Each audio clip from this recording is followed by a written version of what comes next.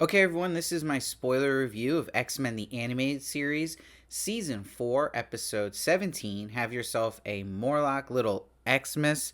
This originally came out December 23rd, 1995, so that's really cool for kids watching this growing up that this was 2 days before Christmas itself. And it lines up really well if you watch the next day because it takes place on Christmas Eve, so I really like they did it that way. I feel like it's so rare nowadays, just even with Marvel shows, with them lining up when they have a Christmas theme or a holiday theme with when it actually is the holiday and the release date. So we actually open up with Rogue, Cyclops, and Jubilee decorating this huge tree in the X Mansion, singing Deck the Halls, and Cyclops is struggling with the singing, which was great, so they suggest for Wolverine to take over to sing the next song, but he's basically the Scrooge of this episode. But there's little nice moments here, like I love seeing Rogue fly Jubilee to the top of the tree to put the star on. It's her first Christmas with the X-Men. This episode in general feels a lot like the earlier season 1 and 2 because you get a lot of Jubilee and you get to see a lot of the X-Men together, which I liked. Where the one thing about season 4 that can be a little frustrating is you don't see the X-Men together a lot like you do in the earlier seasons. Now, what saves this episode for me and is the thing I'll remember the most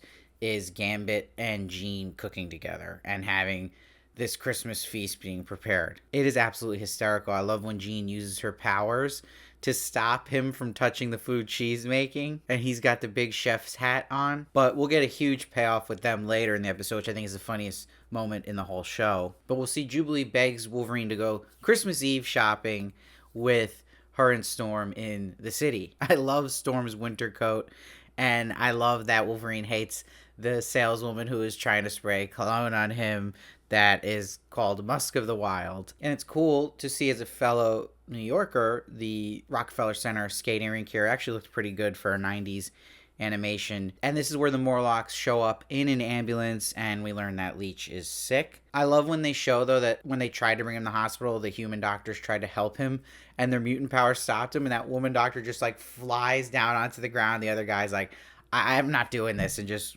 refuse to help anymore. I love also when one of the Morlocks says to Storm, you were supposed to be the leader of the Morlocks, but you are never around. That was like a, oh yeah moment. I think even for Storm, like I totally forgot about that. Like seriously, she's never with the Morlocks like ever shown after she becomes their leader. But it was cool for a moment. We got to see Storm use her powers where she covers them in snow to get away from the police. And really a big thank God moment is Jubilee deciding to grab her presents because they'll need it for food later. And this running gag about Storm not continuing as the leader and doing her duties continues when we see Callisto, and she's like, oh, our glorious leader shows up after all this time. She's like, is this Christmas charity or did you just come to watch a Morlock suffer? And that's where Storm's like, chill. And she says, our differences will have to wait. Leech needs our full attention.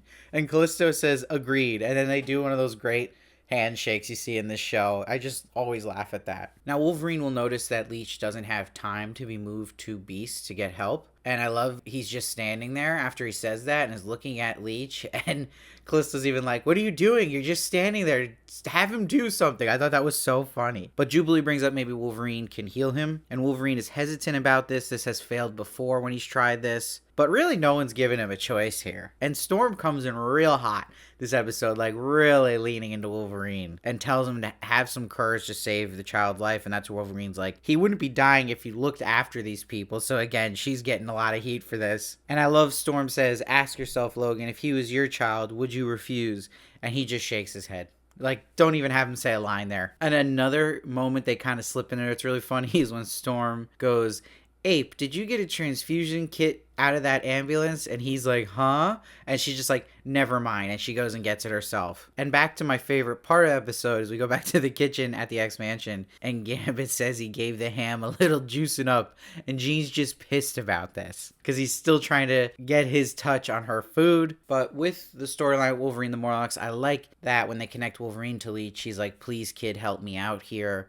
He doesn't want to have that on his mind again, have to deal with that and feel that pain of letting a kid down like this. And it comes full circle when it all works out and he thanks the kid later on. So that worked really well for me. Also works where Jubilee comforts this little girl, Mariana, who's a Morlock, and she shows Jubilee the Morlock basically Charlie Brown tree here that Leech had found it. So we see a lot of good that Leech did. He found that tree, but he also brought all the food for them in the cold, and that's why he got sick. So it gives a little more to the character Leech and to give more care about him and connection. And you see Dr. Hank McCoy arrives, and the kid's scared when he waking up to Beast. It's a great running bit. So Wolverine's blood did heal him, and Storm gives Callisto back the power. And they're like, yeah, if you're Callisto, you're like, yeah, I've been doing it. Like, you're giving me something I'm already doing. I love how Storm made this big thing, like, oh, I now make you the official leader, but everyone knows, like, she's already been that. What's interesting, Storm does apologize a bit to Logan here, where she's like, Logan, I regret I was too blind to show you the compassion you have given Leech this day. I should know better than to question your heart. I was happy she said that, because she was really hard on Logan in this episode. And I love they just didn't show Logan's response to this, which I really think they should have, obviously, because it was a big line. Now, the best moment of the episode is when Beast goes, though it was not quite the Christmas Jubilee I had anticipated, I will wager that she will find it a memorable one. And Rogue goes, so will a couple of cooks I know. And it cuts to the feast that Gambit and Jean made now that has gone to waste. And Gambit's like, what do you mean not eaten? Gambit has spent days on this meal. That was so good. I lost it. And then he says, Gambit does not make TV dinners. I just love that he talks in the third person. It's the best thing about him. And Professor X has a nice closing line to Jubilee where he says, your generous sacrifice indicates to me that you understand how much more you are needed where you are. No gift could have made me happier or more proud. And it cuts back to the Christmas tree the episode opened on outside of the X Mansion. And like it said, Merry Christmas from all the X-Men. Again, that probably really landed in households for kids at that time when it came out right near Christmas. So overall, obviously, it's not the best X-Men the Animated Series episode. I just think the humor really works in this episode. It's my favorite thing, especially the Gambit and Jean stuff going on. And it's cool to see a Christmas episode of the X-Men. It's awesome that we got that. So I'm happy they did it. I think it was totally worth it. But it's obviously not one of the best episodes. I'm going to give this one a 7.5. And a lot of that score goes up because, again, of the Gambit and Jean stuff. And I liked some of the writing here with Logan and Leech. But overall, it's one you totally would kind of just forget, but it's cool to watch at Christmas time, and I hope it sets up more future and X-Men 97 Christmas episodes, because I think it's always cool to get that, because it's something that kind of you can watch whenever and enjoy on the holidays. Let me know what you thought of this episode down below. I'd love to hear your thoughts. I read every comment. I try to respond to as many as I can.